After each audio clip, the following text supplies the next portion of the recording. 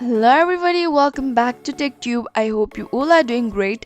So I'm back with another tutorial video of how you can change the Spotify name. So to get started, first of all open up your Spotify application, and once you have opened it, you will be appear with the Spotify homepage.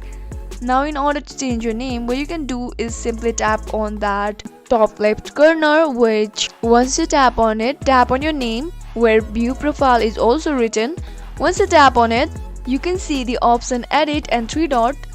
So in order to change your name, tap on three dots and then you can see the option name.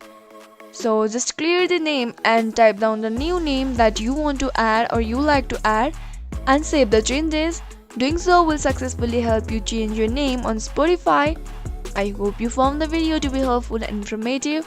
If yes, go ahead and subscribe to our channel and also press the notification bell for more updates.